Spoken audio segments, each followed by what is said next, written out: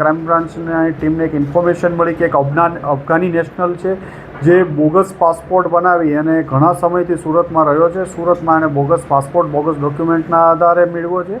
આ ઇન્ફોર્મેશનના આધારે ક્રાઇમ બ્રાન્ચના પોલીસ ઇન્સ્પેક્ટર જે.એન. ગોસ્વામી અને એની ટીમને એક મોહમ્મદ આમિર જાવેદ ખાન જે મૂળ કાબુલ અફઘાનિસ્તાનનો રહેવાસી છે, 2018માં 1 વર્ષના વિઝિટર વિઝા ઉપર આવ્યો હતો દિલ્હી અને ત્યારબાદ સુરત આવ્યો અને એના વિઝિટર વિઝા પૂરા થયા બાદ આ માણસે સુરતમાં પોતાના અલગ અલગ એક એના મહારાષ્ટ્ર જાલનાના મિત્ર મારફતે અલગ અલગ ડોક્યુમેન્ટ્સો Aadhaar card, PAN card, election card બધા જ બોગસ ડોક્યુમેન્ટો બનાવી અને એક બીજો પાસપોર્ટ ભારતીય પાસપોર્ટ મેળવેલો હતો.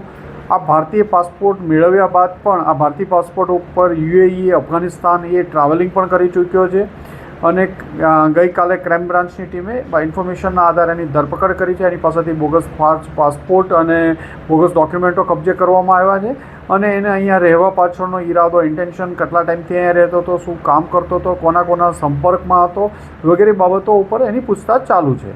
એ મહારાષ્ટ્ર જાલનાથી બનાવેલા હતા, એના મિત્ર દ્વારા બનાવેલા હતા અને એ બાબતમાં તપાસ ચાલુ છે. પાસપોર્ટના આધારે એ એકવાર 2 વાર યુએઈ ગયો, એકવાર યુએઈથી અફઘાનિસ્તાન ગયો અને અફઘાનિસ્તાનથી પરત પાછો ઇન્ડિયા આવેલો છે. સુરતમાં આ કાપડનો ધંધો કરતો હતો. અહીંયા હોલસેલ માર્કેટમાંથી અલગ અલગ લોકો પાસેથી વેચી અને અન્ય રાજ્યોમાં મહારાષ્ટ્ર અને દિલ્હી અલગ અલગ રાજ્યોમાં કપડાં વેચતો હતો.